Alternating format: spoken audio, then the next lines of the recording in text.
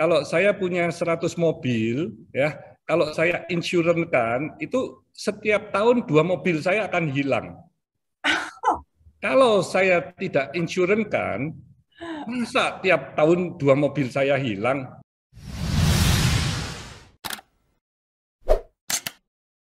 Nah, Feli, saya ingin tanya mengenai anak-anak milenial ini harus punya fondasi keuangan apa yang harus mereka miliki ya? Oke. Nah, nanti aku mau tanya Pak Hermanto juga ya, fondasinya seperti apa ya? Karena aku rasa mungkin bisa berbeda dan aku mau coba belajar dari lintas generasi gitu. Kalau Boleh. kalau saat ini ya, maksudnya generasi milenial, generasi Z yang banyak ini, fondasi keuangan yang harus dimiliki itu kita kenal kayak namanya piramida keuangan. Sama kayak ngatur uang tuh kayak bangun rumah. Bangun rumah apa sih yang paling penting? Mungkin tuh bukan atapnya, mungkin bukan catnya, Pak Hermanto, tapi pondasi tanahnya itu harus kuat dong. Kan kita mau bangun rumah tinggi ya, 10 lantai. Karena mimpi kita juga tinggi ya, mau bangun rumah tinggi, mimpinya banyak, tapi kalau pondasinya kuat, nanti kalau ada badai, ada pandemi, ada krisis datang, langsung hancur. Nah, apa nih pondasi ini? Yang paling dasar sebenarnya. Kan pondasi di bawah tanah ya, orang suka nggak kelihatan.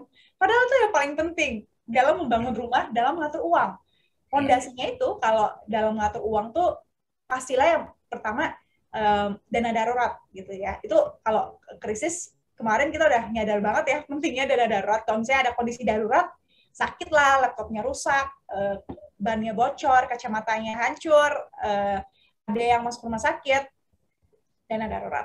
Kedua adalah asuransi. BPJS saja udah cukup. Kalau misalnya ada uang lebih, ambil lagi asuransi pribadi. Gitu. Apalagi kalau yang ada tanggungan ya, asuransi jiwa perlu.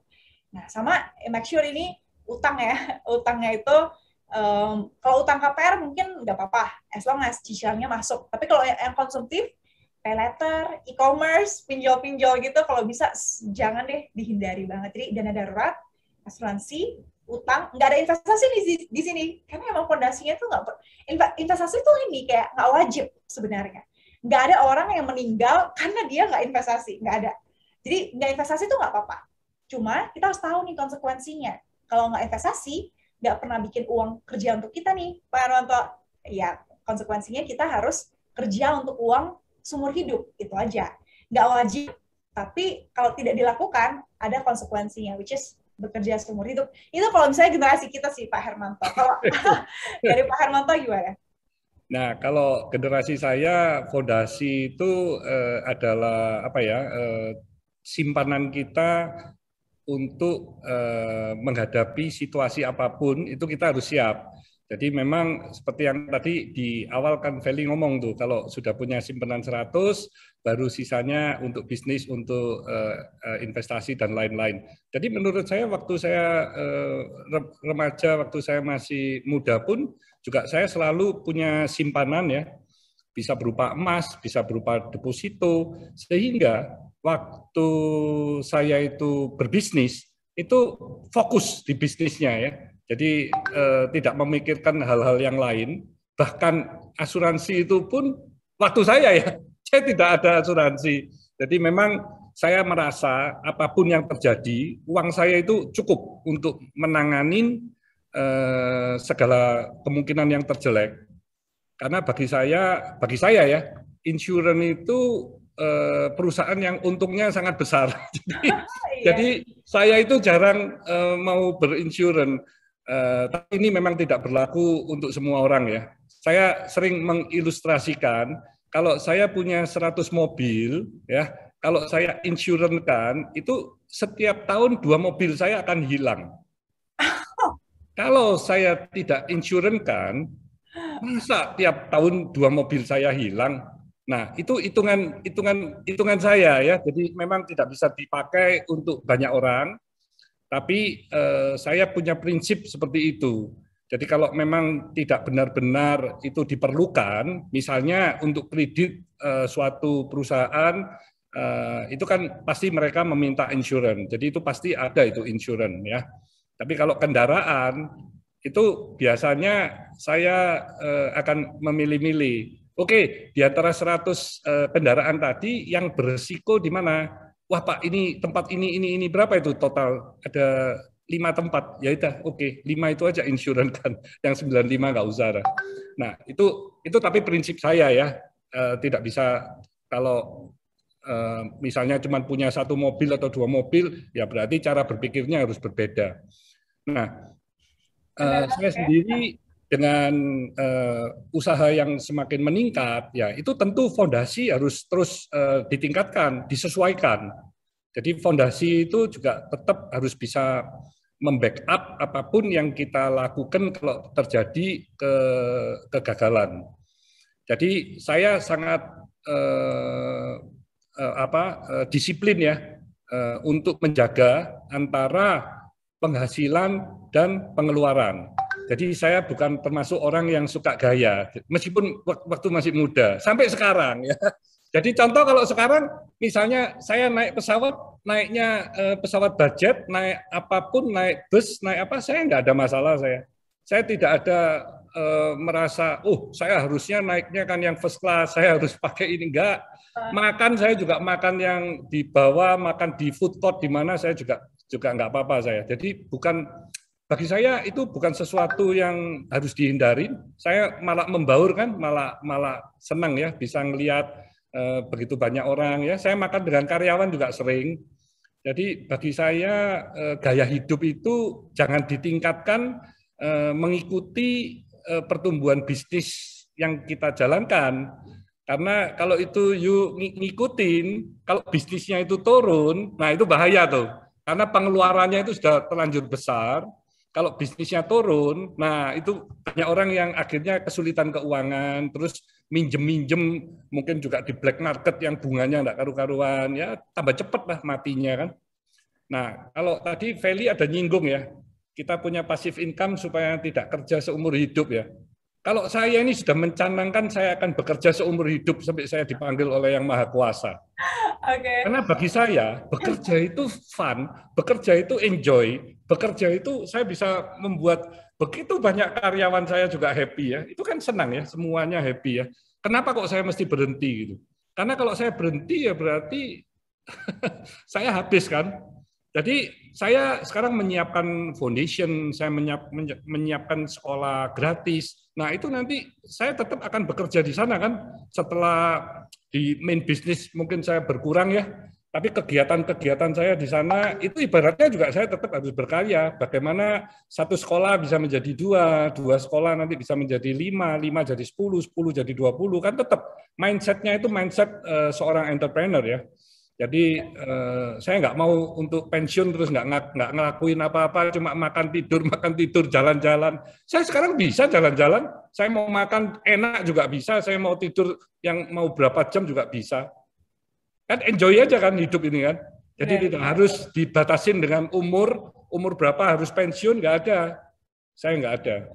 Benar, lebih ini sih Pak, kayak kalau misalnya kayak Pak Hermanto kan udah enak lah sekarang, terus bisa buka sekolah, mau bangun sekolah, mau bangun rumah sakit, mau bangun yayasan yang mungkin uangnya itu nggak ada, atau kalau untuk kegiatan sosial lah, itu kan bisa dilakukan ketika kita udah beres nih dengan hidup kita sendiri gitu kan. Jadi sebenarnya financial freedom, passive income itu tuh cuma untuk, bukannya kita berhenti bekerja sih. Aku juga kayak kalau berhenti bekerja juga bosen ya Pak ya. Jadi cepet pikun nggak sih katanya kalau kita nggak kerja itu. Jadi mesti beraktivitas sih. Cuma kita kerja bukan untuk uang lagi gitu. Jadi bukannya berhenti kerja, tapi kita kerja tapi nggak usah mikirin uang lagi karena udah ada yang uang yang bekerja sendiri untuk kita lewat passive income gitu. Kayaknya ya hidup Pak Hermanto tuh goal sih. Saya banyak mendengar anak-anak milenial ini yang sukses-sukses itu mau pensiun usia 40. Kata-kata pensiun itu kan pasti akan menurunkan segala macam aktivitas dia dibandingkan dengan sebelum usia 40 kan. Nah, itu menurut saya tidak benar. Kalau pendapat saya ya, karena saya di usia sekarang ini pun saya masih men-stretch diri saya bagaimana saya bisa berbuat jauh lebih baik dari sebelum-sebelumnya. Jadi saya tidak mempunyai pemikiran untuk pensiun terus nggak ngelakuin apa-apa. Tetap saya mau belajar, tetap saya bagaimana ini supaya kita bisa better company, bisa menjadi global, bisa bersaing dengan negara-negara tetangga, bisa menjadi multinational company ya. yang tidak hanya bersaing di Indonesia, tapi sudah bersaing di dunia kan. Jadi memang itu nggak ada batasnya kan. Bukan saya greedy ya, saya nggak mencari uang, tapi uang akan mendatangin saya sendiri karena kita melakukan hal-hal yang positif dan hal-hal yang benar. Itu berbeda sekali sih Pak. Menurut aku itu beda banget sama generasi sekarang. Memang benar kalau kita bilang mau pensiun umur 40, biasanya setelah itu kita akan melakukan kurang daripada sebelum umur 40 lah. Yes. Nah, itu yang sangat membedakan antar generasi ya. Kayak mungkin kita tuh generasi yang instan lah ya, yang gitulah Pak. Jadi kita jarang susah gitu Pak. Susahnya itu ya sekarang yang pas 2020, 2008 itu kan kita nggak ngerasain susah ya. 98 kan kita juga nggak ngerasain susah karena masih kecil. Jadi ya semoga dengan krisis ini ya mungkin agak merubah mindset kita juga sih Pak. Ya. Dan impian itu kalau you setiap 5 tahun atau setiap 10 tahun impian tercapai, you next level, impian tercapai the next level lagi, itu kan berarti kita hidupnya itu kan wah itu penuh dengan ini ya tantangan yang menggairahkan gitu ya bagi saya sih. Kayak game sih Pak, seru sih kayak game, kayak next levelnya apa nih, hadiahnya apa lagi? Iya. Seru sih Ya, begitu. Jadi nggak terus ya udahlah, udah stop, sudah selesai. Akhirnya you kan drop kan itu, akan turun kan, akan mengalami penurunan. Nah, Feli, ini tadi saya belum singgung nih mengenai co-founder dari Ternak Uang gitu ya. Nah, ini Ternak Uang ini sekarang kan menjadi salah satu startup juga di Indonesia ya. Apa struggle yang terbesar dari Feli saat membangun Ternak Uang ya? Ternak Uang ini kan basically aplikasi ini edukasi investasi dan keuangan gitu. Edukasi lah basically, edutech gitu. Karena kita ngelihat orang tuh sekarang banyak kayak udah mulai, puji Tuhan sih, udah mulai saham, udah mulai kripto, udah mulai reksadana, udah mulai, tapi kadang orang mulai belum tentu ngerti gitu. Nggak apa-apa, menurut aku juga gitu sih. Dulu juga mulai aja dulu, belajarnya nanti bisa sambil nyusul gitu. Nah, kita mau fill the gap gitu. Nah, ya tapi dalam membangun ini ada kesusahannya juga sih. Mungkin ya bisa inilah ya, mungkin Pak Hermanto udah katam banget lah. Kayaknya kalau bangun bisnis itu paling susah itu people-nya ya, people management ya, kayak ngatur orangnya itu sih, kayak gimana satu visi, bahkan bukan hanya yang bawahannya ya, tapi sama-sama di atasnya kan kita bertiga, Pak, 3 kepala yang sama-sama egois, punya egoisnya masing-masing, punya pemikirannya masing-masing, nah nyatuin itu tetap struggle gitu. Kayak paling susah itu adalah people-nya ya. Itu sih Pak. Benar nggak sih kalau di perusahaan Pak Hermanto bagaimana? Struggle terbesarnya apa? Jadi Feli ini mengembangkan Ternak Uang bertiga ya? Bertiga, benar. Nah itu kalau semua memang punya pemikiran-pemikiran yang sangat inovatif atau ada perbedaan-perbedaan ya harus kembali ke tujuan ya. Jadi tujuan dari Ternak Uang itu apa? Itu yang bisa menyatukan perbedaan 3 pendapat tadi dan harus bisa diukur kan yang mana yang memang sesuai dengan tujuan yang sudah disepakati bersama. Jadi itu yang bisa mengalahkan ego dari masing-masing founder ya. Memang seru sih kalau beda pendapat. Kalau semua pendapat sama kadang-kadang juga kita nggak ngapa-ngapain tuh. Karena terlalu monoton gitu ya. Kalau beda justru itu bisa menjadi bahan diskusi yang menarik dan akhirnya bisa mempunyai satu kesimpulan yang luar biasa itu, yang mungkin jadi sempurna gitu ya. Sempurna dalam kata bisa menjadi sesuatu yang apa ya? Kalau sekarang banyak orang ngomong kan out of the box gitu ya, jadi nggak yang biasa-biasa gitu. Kalau yang biasa-biasa sudah banyak gitu. Jadi ini yang extraordinary yang memang sangat menarik dari pertumbuhan company gitu ya. Benar. Nah, Feli ini kasih saran juga nih kepada para sobat sukses yang sekarang juga banyak yang merintis usaha kan, khususnya yang di bidang startup. Ini ada ribuan ini. Saya ketemu dengan beberapa anak-anak muda yang ingin diinvest gitu ya. Jadi saya sendiri ngelihat, waduh, ini memang dunianya benar-benar berubah ini ya. Mungkin saran-saran dari Feli yang juga perlu Kayaknya untuk para milenial ini. kayak ini ya, kayak aneh gitu ya kalau saya kasih saran itu ke Pak Hermanto yang Nah, apa ini kan jatuh sharing ini orang. bisa didengarkan oleh banyak orang ini. Oke, nanti nyambung Pak Hermanto juga ya, karena pasti lebih berharga saran-saran dari Pak Hermanto yang udah ya puluhan tahun pengalaman dan udah datangin startup ya Pak untuk minta diinvest ya. I think sih ini ya, maksudnya um, apapun ya startup kalau dalam perspektif aku ya kita bikin usaha segala macam pasti ada tujuannya yang lebih besar gitu, lebih besar dari diri sendiri, lebih besar dari keuntungan untuk kalangan kita doang. Kita kan sejatinya dunia usaha, dunia bisnis, dunia startup itu kan menyelesaikan masalah ya yang lama nih kalau diselesaikan sama government, yang nggak bisa nih kalau diselesaikan sendiri, harus bikin tim, harus bikin bisnis bareng gitu, ada satu tim gitu lah kan. Jadi I think selalu fokus kalau misalnya kita mau bangun bisnis, bangun startup, yang belum bangun atau lagi bangun, selalu sih kalau di dalam pikiran aku adalah gimana kita solve the problem gitu, fokus ke masalahnya. Solusinya, rewardnya akan sebesar masalahnya itu. Kalau masalahnya nggak besar, sebenarnya orang nggak butuh, ya solusinya, rewardnya, hasilnya nggak akan sebesar itu juga.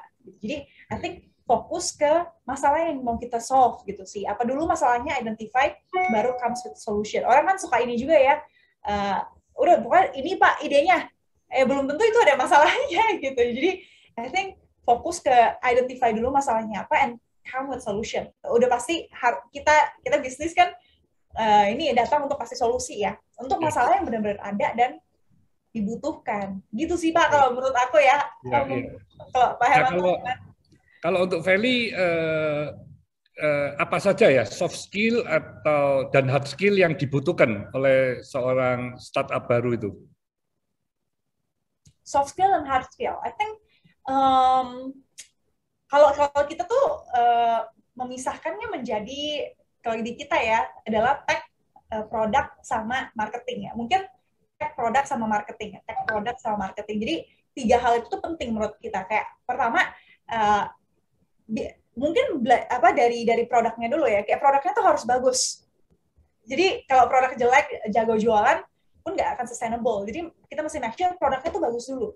Nah, produk bagus pun, orang pintar pun, tapi kalau nggak mampu berkomunikasi, nggak bisa nyampain nih pesannya ke masyarakat, orang nggak bisa ngerti, nggak bisa resonate nih dengan visi, dengan ide kita, susah juga. Jadi produknya mesti bagus, harus bisa deliver well, komunikasiin dan baik pesannya, sampaikan message-nya itu dengan baik ke masyarakat.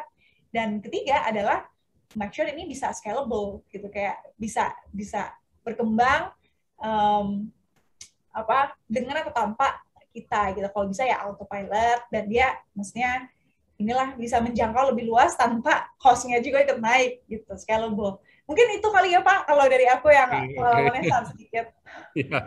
Loh, Feli ini dulu pernah bekerja sendiri atau pertama kali bekerja sudah dengan rekan-rekan co-foundernya yang 2 itu? Aduh Pak, aku sebenarnya ya, aku nggak suka bisnis sama sekali. Dalam hidup dari awal aku udah tahu aku nggak akan jadi pebisnis karena aku nggak suka. Kayak aku udah pernah Pak ya cuma buka kayak jualan keripik sama minuman gitu doang sih, cuma aku udah tahu kayak aku nggak suka deh, aku maunya profesional dan nanti ke government itu end goalnya. Aku nggak suka dunia bisnis sih, to be honest. Jadi ya itu 5 tahun kerja di profesional pasar modal, terus resign tuh. Content creator kan bukan bisnis ya sebenarnya, self-employed lah, walaupun sekarang ada timnya juga. Baru akhir tahun lalu Pak gabung sama 2 teman, Timothy sama Raymond, untuk gedein ternak uang gitu Pak. Nah itu ternak uang itu kan sebuah bisnis itu sudah. Iya, makanya kecelakaan juga Pak. Kayak kadang kita nggak pengen, cuma ya udah jalannya, ya udah jalanin aja sih, nggak ada salahnya juga, jalanin aja. Iya, iya, karena berbisnis itu sesuatu yang sangat mulia lah ya, karena kita bisa punya sebuah networking jaringan yang luar biasa kan ya. sekarang semua negara di dunia ini kan memikirkan bagaimana ekonominya ini bisa bertumbuh dengan jauh lebih cepat dibandingkan dengan negara-negara yang lain kan. Jadi dengan ekonomi yang bertumbuh, akhirnya mereka punya perpajakan juga meningkat, terus fasiliti-fasiliti di negara tersebut juga bisa ditingkatkan. Jadi kemiskinan juga bisa dikurangin. Jadi semuanya kan jadi ke arah positif ya. Jadi menurut saya penting itu ya berbisnis itu ya, karena Indonesia saat ini kan sudah bukan zamannya perang kan ya, perang untuk menguasai daerah dengan senjata gitu ya, tapi sekarang ini dengan ekonomi ini yang ngomong ini ya. Jadi memang kalau Indonesia ini perekonomiannya bisa terus meningkat tertinggi 2 atau 3 besar di dunia, wah, the next 10 sampai 20 tahun kan Indonesia akan menjadi negara yang sangat disegani oleh negara-negara lain ya. Amin, amin. Ini harus didukung oleh milenial-milenial seperti Feli begini ya, yang bisa menggerakkan faktor-faktor ekonomi apapun itu ya, supaya tetap semuanya bergerak dan kita tidak terlalu banyak dikuasai oleh produk-produk atau perusahaan asing yang di Indonesia ya. Jadi memang pemerintah sekarang kan juga punya slogan bangga dengan produk-produk dari Indonesia. Maksudnya ya, kalau ada produk Indonesia yang bagus, yang berkualitas, harganya juga bisa memberikan nilai tambah, ya jangan pakai produk luar negeri lah, pakai yang Indonesia. Nah, untuk yang produk-produk yang Indonesia masih belum punya yang berkualitas ya, ayo kita sekarang memberi banyak ini kesempatan kan pemerintah ke para pengusaha untuk mau bersaing, mempunyai produk-produk yang akhirnya juga mempunyai merek yang keren dan bisa nguasain, terutama market Indonesia dulu yang kita kuasain. Setelah itu baru keluar ya. Karena Indonesia ini saat ini hampir 80% itu merek-mereknya milik orang luar negeri semua itu. Merek ya, 80% asing semua. 80%? Ya, 80% menurut saya ya. Gede You sebut aja produk apa sekarang. Kosmetik itu 80% perusahaan asing. Yang Indonesia hanya 20% itu yang merek-merek Indonesia itu. Bahkan mungkin kurang dari 20%. Jadi memang ini tantangan ya bagi kita semua ya. Produk apapun yang Indonesia ini jago kan cuma di rokok. Rokok juga sekarang perusahaan nomor 2-nya juga dari asing ya. Kalau dulu kita majority Indonesia ya, tapi kan rokok ya. Rokok ini ya agak sunset terus ya. Pemerintah juga tidak ingin para milenial, anak-anak muda ini ngerokok semua. Naikin terus cukainya. Kayaknya dinaikin terus. Perusahaannya juga setengah mati itu ya. Nah, kalau perusahaan mie misalnya, mie itu dikuasain Indonesia itu, mie instan itu ya. Makanya ini milenial ini nggak boleh berpikirnya instan ya. Mie instan kebanggaan kita, tapi cara berpikir, cara ingin kaya nggak boleh instan. Instan itu hanya untuk mie instan. Iya. Kalau cat Pak, kalau cat kita menguasai atau asing juga Pak? Nah, cat ini kira-kira bisa 60 lokal ya. Asing kira-kira 40-an ya. Oke. Avian ini dari perusahaan home industry ya, 18 karyawan. Setelah 40 tahun kita akan bisa menjadi secara pangsa pasarnya yang terbesar ya. Itu menurut survei dari Frost and Sullivan ya. Mereka survei pada tahun ini dan ternyata memang pangsa pasar avian ini yang paling gede. Ini bangga dong ya, kita bisa ngalahin perusahaan dari Amerika, dari Eropa, dari Jepang, dari manapun juga itu ya. Itu nggak gampang ya, perjuangannya penuh dengan keringat dan darah dari papa saya ya. Papa saya kan yang rintis tahun 78. Saya sendiri baru bergabung di Desember tahun 82. Jadi setelah 4 tahun lah. Oh gitu, oke. Dan sekarang mau IPO ya Pak, biar kita semua masyarakat Indonesia bisa punya juga ya saham. Karena kami memang ya. Itu pesan dari papa saya ya. Papa saya itu mulai berapa tahun yang lalu itu sudah ingin Avian tuh jadiin TBK, itu kan perusahaan sehat. Bagaimana kita juga bisa berbagi kepada seluruh karyawan, pada agen-agen, toko bahan bangunan yang dilayani oleh Avian itu 52.000 toko. Salesman-nya aja kurang lebih 2.500. Ya. Distributornya kita sendiri juga sudah ada 96 plus independen 30. Jadi total distributor 126. Jadi memang Avian ini jaringannya yang paling sehat juga, paling luas. Nah, itu ingin berbagi juga kepada pelanggan-pelanggan Avian yang loyal-loyal ya, sehingga dengan TBK kesempatan untuk menjadi perusahaan global itu kan sangat besar. Amin, amin. Semoga sukses ya Pak, lancar ya IPO-nya. Ya. Tunggu-tunggu Pak, dari dulu ini Pak Hermanto, dulu Ibu Lindra dari Surabaya juga mungkin. Sukor ya. Dari Sukor. Dulu udah pokoknya, ayolah, pokoknya selalu ini deh, bawa investor ketemu Avian atau Bujik IPO, karena bagus company-nya. Semoga lancar. Iya. Nah, Feli, kalau dari Feli sendiri, apa pernah mengalami kegagalan atau keterpurukan ya? Dan gimana tuh cara bangkitnya? Ini para milenial juga ingin tahu tuh. Kegagalan, keterpurukan ya. Menurut aku semua orang pernah mengalaminya lah. Cuma seberat apa mungkin beda-beda juga ya. Jadi nggak bisa bandingin juga sih, punya aku lebih berat daripada punya dia. Beda aja gitu. Orang tuh beda, jangan dibandingin kayak gitu. Mungkin salah satu kegagalan yang paling mungkin ya menurut aku kegagalan adalah aku nih ini kayak kan dari dulu passionnya tuh pasar modal ya kan, pokoknya udah tahu 15 tahun tuh mau kerja di pasar modal karena saking sukanya. Kemudian di umur 35 tuh keluar, baru masuk ke gabungan, pulang ke Pontianak. Nah tapi aku di tahun kelima aja udah keluar gitu karena ya di perusahaan yang terakhir juga sekuritas terakhir kurang cocok juga ya sama bosnya. Terus kan aku nyadar kalau kerja sama orang tuh ya tergantung sama bosnya gitu kan. Kayak ada hal-hal yang nggak bisa kita kontrol gitu, dan mostly tergantung growth kita, tergantung bosnya. Jadi di situ aku ngerasa kayak ini sih, menurut aku lumayan di 5 tahun akhirnya keluar nggak bisa sesuai plan.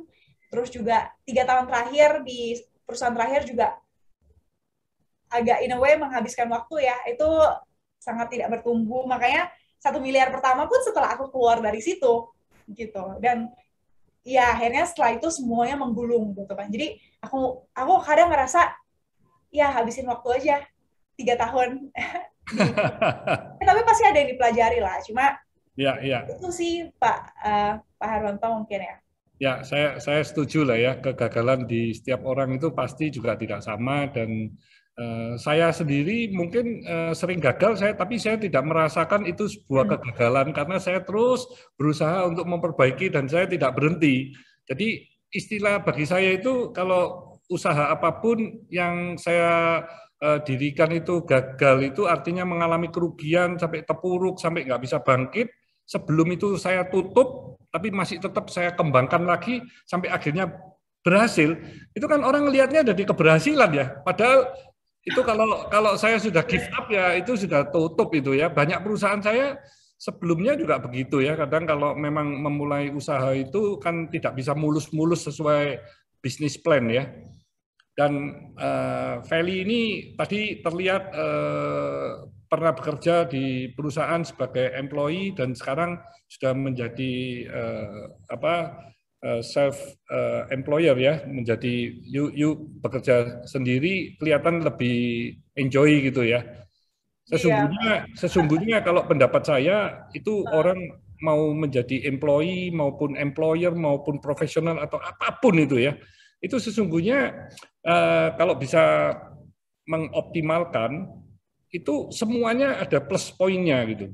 Misalnya ada seorang employer yang bekerja sendiri, idenya luar biasa, tapi dia nggak punya modal, misalnya. Jadi gagasannya itu nggak akan bisa direalisasikan. Tapi begitu dia masuk ke sebuah perusahaan besar, menjadi employee, tentunya dengan employee yang kedudukannya cukup tinggi, terus dia bisa menjalankan ide-idenya yang luar biasa itu. Wah, itu penghasilannya kan tidak terbatas kan perusahaan itu. Nah, kalau perusahaan itu tidak terbatas, akhirnya employee itu pasti akan menjadi seorang talent yang diperhatikan dan pasti juga kedudukannya akan meningkat terus sampai akhirnya dia menjadi direksi atau menjadi shareholder. Ya, nantinya juga bisa menjadi shareholder. Jadi jalan apapun yang ditempuh mestinya semuanya bagus. Nggak ada itu. Kalau semua employer terus employee-nya dari mana? Nggak ada. Setuju Pak, aku setuju banget. Maksudnya nggak semua orang tuh harus jadi pengusaha ya, sangat nggak harus sih. Aku aja tahu dari awal tuh pilihannya nggak cuma bisnis kok, profesional juga. Tukang bakso kan sebenarnya pebisnis juga ya, atau pengusaha juga ya. Sedangkan CEO itu kan, atau direksi perusahaan itu kan karyawan juga ya, in a way. Jadi nggak ada yang lebih baik atau yang lebih buruk sih. Harus sesuai dengan kita aja ya. Kayak kitanya seperti apa, cocoknya yang gimana. Harus kenal sama diri sendiri sih. Betul. Baru bisa mutusin. Di mana gitu ya. Kalau makna sukses bagi Feli itu bagaimana?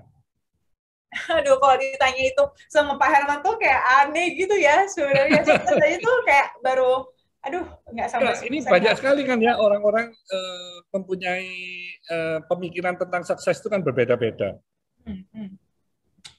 Menurut aku sih sama ya, kayak balik ke umur 25 mesti ngapain, mesti udah punya apa, sama sih sukses tuh sama dengan di umur 25 kita mesti punya apa, which is kita udah tahu kita mesti ngapain, kita udah on track ke sana, menurut aku itu udah sukses sih. Kayak kita udah at least udah selesai dengan diri sendiri ya, kayak udah tahu kita tuh mau apa dan harus gimana.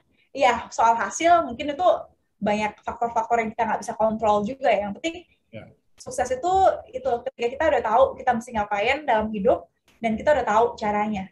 Hasilnya itu pasti ngikut sih. Gitu. Selama kita juga berdoa gitu ya. Gitu sih, Pak. Jadi memang kesuksesan itu tiap-tiap orang berbeda-beda ya. Iya, beda. Jadi, kalau kita suruh sebut orang-orang yang sukses gitu, wah pasti nama-nama orang-orang yang terkenal yang disebut gitu ya. Iya. Tapi belum tentu orang-orang yang dia sebut itu secara financial itu positif loh. Bisa-bisa minus loh ya. Contoh ya, ini memang sudah mendiang ya, Michael Jackson gitu ya. Itu memang, itu kalau saya sebelum dia meninggal kan, kalau kita tanya sukses kan dia kadang bisa disebut tuh sama orang tuh. Padahal waktu Michael Jackson masih hidup, itu dia punya pengeluaran dengan pendapatan, itu jauh lebih besar pengeluaran, sehingga dia punya hutang ada di mana-mana kan. Gitu ya. Okay. Nah itu, tapi banyak orang yang melihat itu sukses. Kalau dinilai dari sisi finansial, ya berarti dia bukan seorang yang sukses ya. Kalau dilihat dari sisi singer top, ya dia memang sukses. Jadi memang berbeda kan kacamatanya ya, melihatnya dari mana. Tapi begitu Michael Jackson meninggal, itu dari royaltinya itu luar biasa jumlahnya, pengeluarannya nggak ada, pengeluarannya nol kan, dia sudah meninggal. Iya. Wah, jadi kaya raya tuh warisnya kan ya. Jadi pendapatannya aja yang masuk, pengeluarannya udah nggak ada, orangnya udah meninggal, sehingga dia sekarang pewarisnya ya kaya raya. Kaya raya, oke. Iya, jadi memang yang paling penting sebuah kesuksesan itu ya seperti yang tadi Feli ngomong ya, kita bisa selesai dengan diri sendiri, kita tidak tergantung dari orang lain, dan kita masih bisa hidup dengan berkecukupan dan bisa apapun yang kita inginkan juga kita bisa capai gitu kan ya. Itu sebuah kesuksesan yang menurut saya bisa diraih oleh kebanyakan orang dan bisa diraih lah. Dan ujung-ujungnya ya tetap harus bahagia kan ya. Jadi bahagia di dalam keluarga maupun di dalam bisnis. Jadi bukan dikejar hanya uangnya saja atau bisnisnya saja, tapi keluarganya berantakan. Itu kan juga tidak akan bisa memberikan sebuah kesuksesan bagi saya ya. Setuju Pak. Jangan lupa bahagia hari ini dan nanti gitu ya. Iya. Nah ini kalau cita-cita dari Feli ini apa nih ke depannya nih? Cita-cita ya. Itu sih Pak, kayak dari dulu sampai sekarang sih belum berubah ya. Mungkin kalau di tengah jalan berubah sih, aku nggak terlalu kaku ya orangnya ya. Dari SMA ya, pengennya udah tahu nggak pengen berbisnis, pengennya profesional. Tapi kan ya udah nggak mungkin profesional ya sekarang ya. Nanti mau masuk ke government sih Pak di umur 35, berarti ya 9-10 tahun lagi. Nggak tahu kenapa sih, kayak pengen aja gitu di government. Kadang kan orang ini ya, katanya kalau suka sesuatu tuh kalau tanpa alasan kadang lebih baik, karena kalau alasannya hilang kita akan tetap suka gitu loh, kayak nggak akan jadi nggak suka gitu. Itu suka kayak, soalnya kalau ditanya alasannya nggak tahu, pokoknya suka aja gitu. Oke.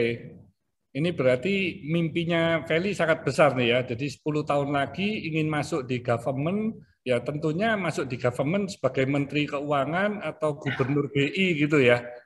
Nggak tahu Yuk Pak. harus spesifik. Yuk mesti spesifik. Nanti yuk masuk ke government sebagai staf administrasi. Kan nanti yang diinginkan misalnya jadi gubernur BI atau menteri keuangan, nggak apa-apa, itu dicetuskan aja. Jadi jalan menuju ke sananya ini kan dalam 10 tahun pasti bisa tercapai kan. Semua impian itu kalau kita memang setia untuk menuju ke sana pasti bisa tercapai itu.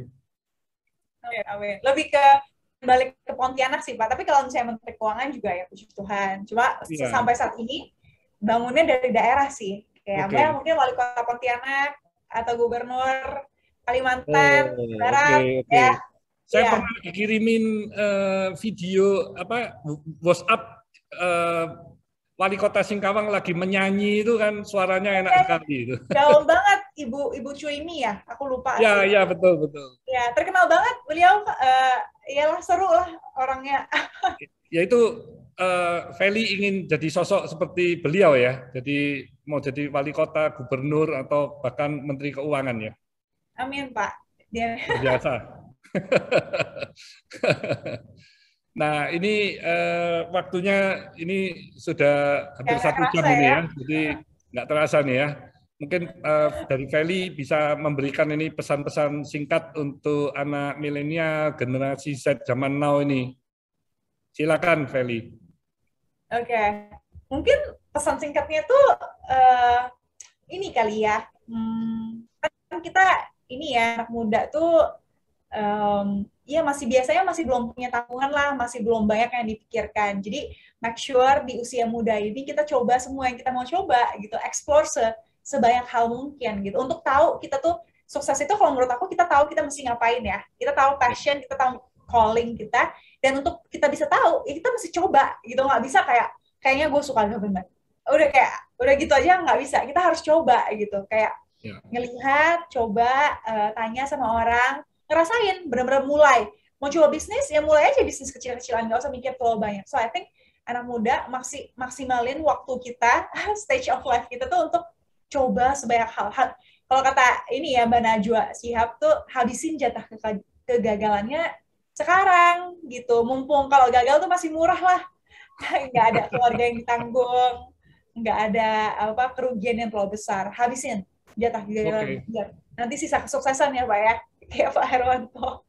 Luar biasa. Thank you nih Feli ya. Jadi sobat sukses. Jadi bagaimana pesan-pesan dari Feli ya, itu kalau ada kesempatan, ada pekerjaan, ada apapun, kerjakanlah dengan serius ya, jangan takut gagal, jangan takut untuk mencoba, karena kegagalan itu adalah suatu kesempatan untuk belajar, untuk naik ke next level, sehingga pada akhirnya you bisa meraih apa yang you inginkan ya. Jadi kita kerjakan dengan serius, nanti akan ketemulah dengan kita punya passion dan ketemu dengan apa yang kita impikan ya. Karena anak-anak zaman sekarang ini kan mimpinya cepat-cepat berubah juga kan, naik terus tapinya ya, mimpinya berubah tapi naik terus ya. Nah ini mimpi 5 tahunan, nanti mimpinya setelah tercapai naik lagi, sehingga kita semua punya generasi milenial, generasi Z yang luar biasa, yang hebat-hebat, sehingga Indonesia juga bisa menjadi negara yang hebat gitu ya. Thank you so much ini Feli ya. Stay humble, stay positive, stay on fire. Thank you Pak Herwanto, semangat. Thank you.